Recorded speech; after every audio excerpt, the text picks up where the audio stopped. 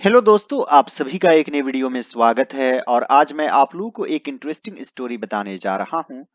तो आप लोग सभी इस वीडियो को पूरा जरूर देखेंगे। मैं आप लोगों को एक एक रूल बताऊंगा, आप लोगों को कोई दिक्कत नहीं होगी। दोस्तों, यदि आप अपनी इंग्लिश को इम्प्रूव करना चाहते हैं और बहुत सारे इंग्लिश वर्ड सीखना चाहते हैं, साथ ही साथ ग्रामर रूल्स को समझना चाहते हैं, तो यह चैनल आपके लिए बेस्ट है। यहाँ पर आपको ऑल राउंड नॉलेज मिलता है। Let me tell you, my dear friends, I am a teacher of English in an English medium school and I have also done master's degree in English. I have been teaching English for the last 10 years and I have got very good experience of teaching English. So friends, I request you, I urge you to subscribe to my channel without hesitation. दोस्तों, आप लोगों से request है कि आप लोग कुछ रुपयों की सुपर थैंक्स कर दे। थैंक्स बटन आपको इस वीडियो के नीचे मिल जाएगा, जिसके माध्यम से आप मुझे कुछ रुपये पे कर सकते हैं, जिससे मेरी फाइनेंशियली हेल्प हो जाएगी। Now friends, it's time for us to start today's lesson. बहुत समय पहले किशनपुर गांव में रामू नाम का एक गरीब लकड़हारा रहता था। तो दोस्तों, इसे आप सिंपल पास्ट टेंस में लिख सकते हैं, जैसे एक राजा रहता था। देयर लिव्ड अ किंग, यानी कि हम लोग देयर से शुरू कर सकते हैं।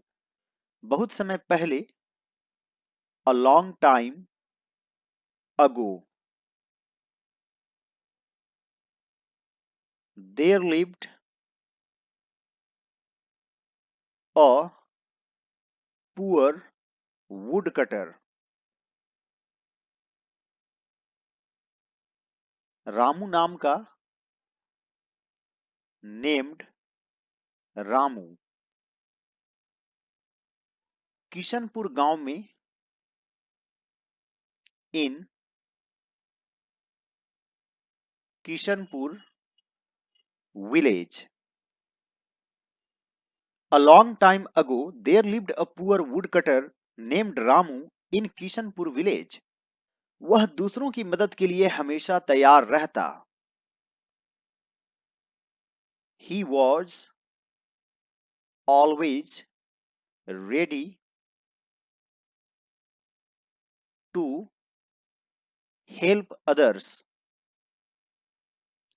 He was always ready to help others. और दोस्तों, हम लोग भी दूसरों की मदद के लिए तैयार रहते हैं। We are also ready to help others. जीवों के प्रति उसके मन में बहुत दया थी। उसके मन में, यानी कि उसके पास। जैसे मेरे पास समय था, I had time, तो यहां पर लिखेंगे he had a lot of compassion, यानी कि दया। दया को आप काइंडनेस भी कह सकते हैं। जीवों के प्रति यानी कि towards living beings. Living beings यानी कि जिंदा प्राणी।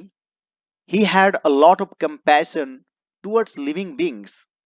अब दोस्तों, हुबहू ट्रांसलेट करेंगे तो उसके मन में, इन हिज माइंड, तो सुनने में अच्छा नहीं लगेगा, यानी कि उनके पास। He had a lot of compassion towards living beings. एक दिन वह जंगल से लकड़ी इकट्ठी करने के बाद थक गया, तो थोड़ी दूर सुस्ताने के लिए एक पेड़ के नीचे बैठ गया। थक गया, बैठ गया, यानी कि सिंपल पास्ट टेंस। सबसे पहले सब्जेक्ट, फिर वर्ब टू और फिर ऑब्जेक्ट। एक दिन यानी कि वन डे। वह जंगल से लकड़ी इकट्ठी करने के बाद थक गया। After collecting wood from the forest, वह थक गया। He got tired and set, बैठ गया। अंडर अ ट्री, एक पेड़ के नीचे, थोड़ी देर सुस्ताने के लिए। टू रेस्ट, आप चाहें तो टेक रेस्ट भी लिख सकते हैं। या टू हैव रेस्ट, और डायरेक्टली रेस्ट भी लिख सकते हैं, रेस्ट वर्ब भी है, थोड़ी देर के लिए, फॉर अ वाइल। दोस्तों, वुड और वुड्स में क्या अंतर है? वुड का अर्थ हुआ लकड़ी और वुड्स का अर्थ होता है जंगल। वुड कौन सा नाउन है? Material noun. One day after collecting wood from the forest, he got tired and sat under a tree to rest for a while. तभी उसे सामने के पेड़ से पक्षियों के बच्चों के जोर जोर से ची ची करने की आवाज सुनाई दी। दोस्तों, अचानक सुनाई दे जाना हियर कहलाता है, और लिसन का अर्थ होता है ध्यान से सुनना। इसके बाद टू जरूर यूज करते हैं, listen to me very carefully. तभी, जस्ट देन आप लिख सकते हैं। उसे सामने के पेड़ से पक्षियों के बच्चों के जोर जोर से चींची करने की आवाज सुनाई दी। हियर का वर्ब टू होता है हर्ड। हियर, हर्ड, हर्ड, तो यहां पर लिखेंगे ही हर्ड, उसे सुनाई दी। The sound of the baby birds chirping, यानी कि चींची की आवाज। बच्चों के लिए अपस्ट्रोफी कोमा एस का यूज कर देंगे, लेकिन पहले से ही एस लगा हो, मान लीजिए बॉयज, बॉयज का हॉस्टल, तो बॉयज हॉस्टल लिख देंगे। पहले से ही एस लगा हो तो सिर्फ कॉमा दे देते हैं, और सिंगुलर फॉर्म में इस तरीके से लिखते हैं, गर्ल्स हॉस्टल। और पहले से ही प्लूरल फॉर्म में हो तो बस ऐसे एक कोमा दे देते हैं। तो यहाँ पर बर्ड्स है तो एक कोमा दे दिए, यानी कि काके की हो गया। जोर जोर से, लाउडली, सामने के पेड़ से, from the tree in front. और दोस्तों, फ्रंट का ऑपोजिट होता है rear. Rear camera, front camera आप लोग सुने होंगे। Just then he heard the sound of the baby birds chirping loudly from the tree in front. उसने सामने देखा तो वह डर गया। मान लीजिए यहां पर वह छिपा हुआ है, तो यहां पर लिखेंगे when, यानी कि जब उसने सामने देखा। यहां पर मान लीजिए जब छिपा हुआ है, when he saw in front, he got scared. आप इनका यूज नहीं भी करेंगे तो भी चलेगा। when he saw front, आप चाहें तो looked का भी यूज कर सकते हैं।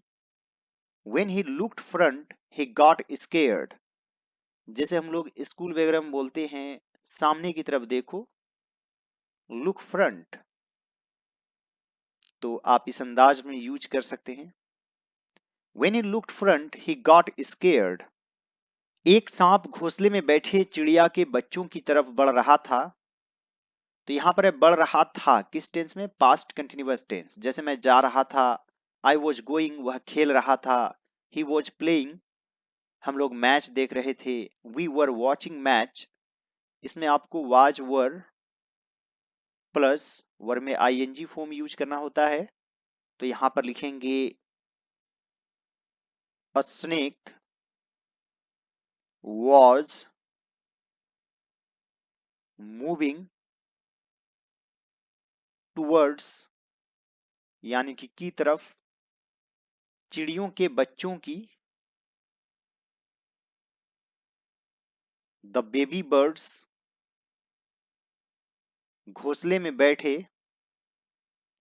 Seating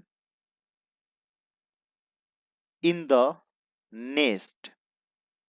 A snake was moving towards the baby birds sitting in the nest. बच्चे उसी के डर से चिल्ला रहे थे। तो यह भी है past continuous tense. The baby birds were screaming, out of fear यानी कि डर से, उसी के, of him, the baby birds were screaming out of fear of him. Ramu उन्हें बचाने के लिए पेड़ पर चढ़ने लगा, सांप लकड़हारे के डर से नीचे उतरने लगा। तो यहां पर लिखेंगे Ramu started climbing the tree to save them. और यहां पर लिखेंगे the snake started coming down लकड़हारे के डर से, out of fear of the woodcutter. Ramu started climbing the tree to save them. The snake started coming down out of fear of the woodcutter. Sentence को और अच्छा बनाने के लिए यहां पर वेन लिख सकते हैं। जब रामू उन्हें बचाने के लिए पेड़ पर चढ़ने लगा, when Ramu started climbing the tree to save them, the snake started coming down out of fear of the woodcutter. उसी दौरान चिड़िया भी लौट आई। At the same time, या फिर by that time, the bird also returned. By that time, the bird also returned. उसने जब रामू को पेड़ पर देखा तो समझा कि उसने बच्चों को मार दिया। When she saw Ramu on the tree, she thought that he had killed the baby birds. यहां पर दोस्तों had प्लस वर्ब 3 का यूज करेंगे, यानी कि उसने समझा कि उसने बच्चों को मार दिया था। When she saw Ramu on the tree, she thought he had killed the baby birds. दोस्तों thought या think के बाद जनरली that को छिपा दिया जाता है। I think you are smart, इस तरीके से बोलते हैं। I think he is right. When she saw Ramu on the tree, she thought he had killed the baby birds. वह रामू को चोंच मार मार कर चिल्लाने लगी। She started screaming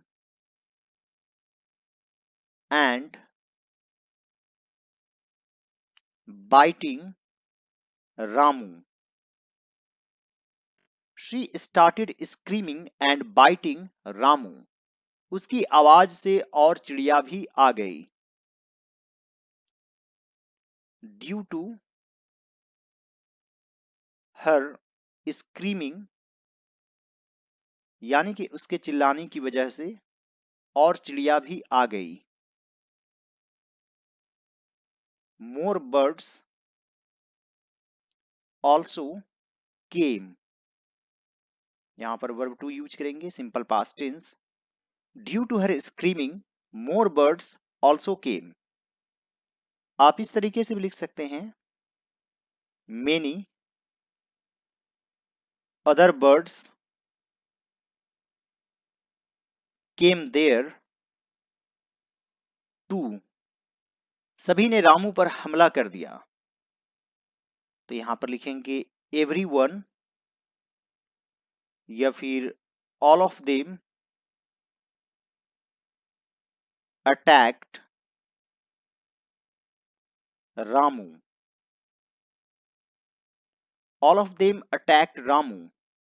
बेचारा रामू किसी तरह पेड़ से नीचे उतरा। यह भी सिंपल पास्ट टेंस में है। किसी तरह यानी कि समहाउ। बेचारा के लिए हम लोग हमेशा पुअर यूज करते हैं, तो यहां पर लिखेंगे पुअर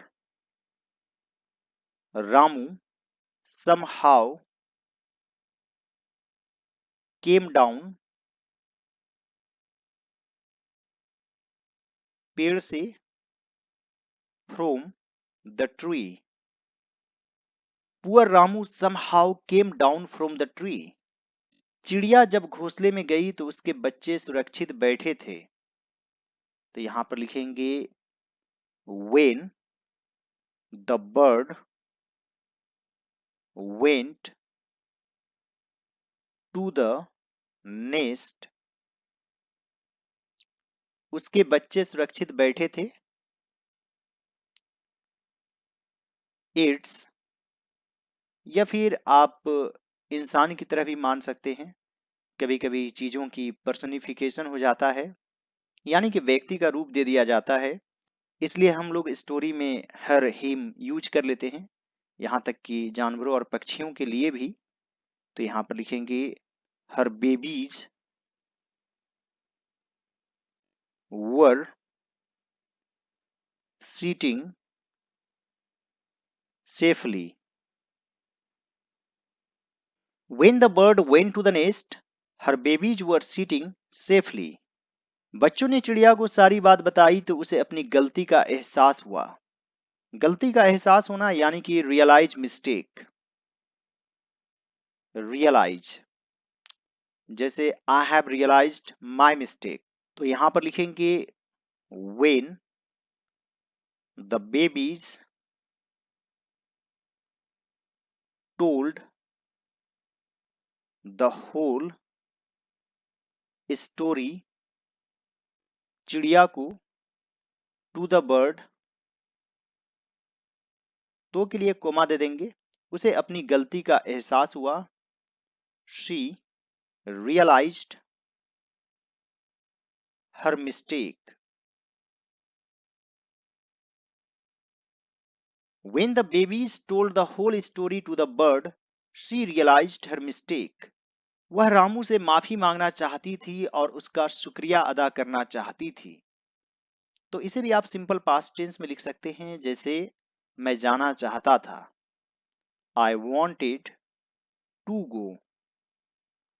तो यहां पर लिखेंगे she wanted to apologize। आप यहां पर जेड भी लिख सकते हैं, और इसके बाद हमेशा टू लगता है, to Ramu. She wanted to apologise to Ramu, या फिर she wanted to say sorry to Ramu and thank him. दो बार वॉन्टेड आप नहीं भी लिख सकते हैं, मान लीजिए यहां पर छिपा हुआ है and wanted to thank him. She wanted to apologise to Ramu and wanted to thank him.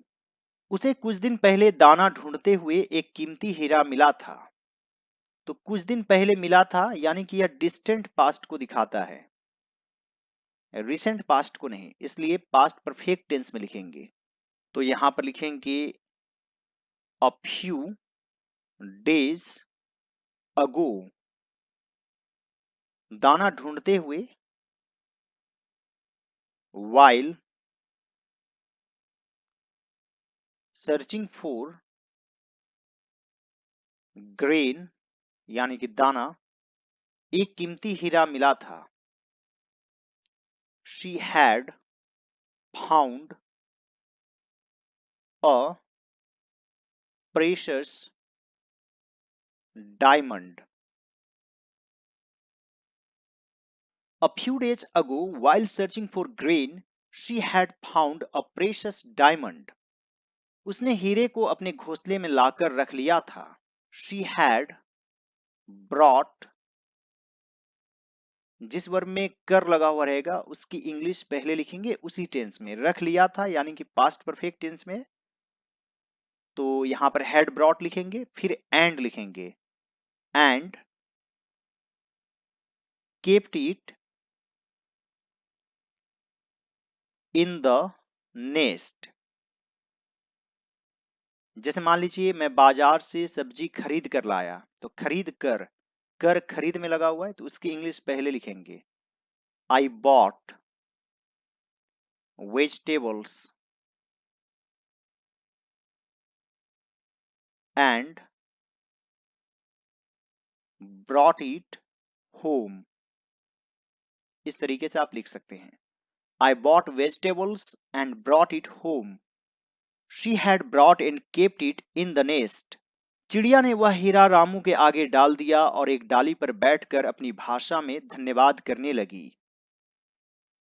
The bird placed, रख देना, इसके लिए आप प्लेस्ड का भी यूज कर सकते हैं, पुट का भी यूज कर सकते हैं। पुट द डायमंड, रामू के आगे या रामू के सामने, in front of Ramu and, और एक डाली पर बैठकर अपनी भाषा में धन्यवाद करने लगी। बैठकर इसमें कर लगा हुआ, इसकी इंग्लिश पहले लिखेंगे। sat on a branch and started thanking him, अपनी भाषा में, in her own language. The bird put the diamond in front of Ramu and sat on a branch and started thanking him in her own language. Ramu ने हीरा उठा लिया और चिड़िया की तरफ हाथ उठाकर उसका धन्यवाद किया और वहां से चल दिया। Ramu picked up the diamond and raised his hand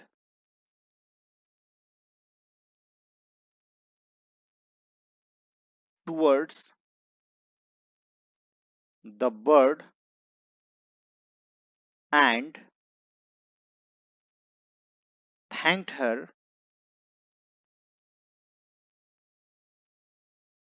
and walked away from there. Ramu picked up the diamond and raised his hand towards the bird and thanked her and walked away from there. तभी कई चिड़िया आई और उसके ऊपर उड़कर साथ चलने लगी, मानो वे उसका आभार करते हुए विदा करने आई हो। तो यहां पर लिखेंगे then many birds came, और उसके ऊपर उड़कर साथ चलने लगी, and उड़कर है, इसकी इंग्लिश पहले लिखेंगे, सिंपल पास्ट टेंस में ही लिखेंगे। फ्ल्यू, फ्लाई से फ्ल्यू बन जाएगा। ओवर हिम, उसके ऊपर, साथ चलने लगी यानी कि एक तरह से फॉलो करने लगी। एंड फॉलोड हिम, मानो, एज इफ, मानो के लिए एज इफ यूज करते हैं, उसका आभार करते हुए विदा करने आई हो। As if they had come to bid him farewell, या फिर see him off। see off का भी अर्थ होता है विदा करना। Then many birds came and flew over him and followed him as if they had come to bid him farewell. इस story का मोरल क्या है? किसी भी जीव पर किए गए उपकार का फल सदैव ही सकारात्मक नतीजे के रूप में वापस मिलता है। तो यहां पर लिखेंगे any, favor sound to any living being is always returned in the form of positive results. Any favor shown to any living being is always returned in the form of positive results. यह भी passive voice में is always returned, आप चाहें तो is को हटा सकते हैं और यहां पर लिख सकते हैं always returns. Any favour shown to any living being always returns in the form of positive results. दोस्तों यदि यह मेरा एफर्ट आप लोगों को अच्छा लगे तो आप लोग कुछ रुपयों की थैंक्स कर सकते हैं। आपको इस वीडियो के नीचे थैंक्स बटन मिल जाएगा, वहां पर क्लिक कीजिए और उस थैंक्स बटन के माध्यम से आप कुछ रुपये पे कर सकते हैं, जिससे मेरी फाइनेंशियली हेल्प हो जाएगी और मैं आप लोगों के लिए इसी तरह वीडियो बनाता रहूंगा। आप लोगों की नॉलेज यूं ही बढ़ती रहेगी। आप लोग इस रिक्वेस्ट है कि मेरे चैनल पर जितने भी वीडियोज हैं सभी वीडियोज को जरूर देखें और अपने दोस्तों में शेयर भी जरूर करें। All right friends, thanks for watching, have a great day.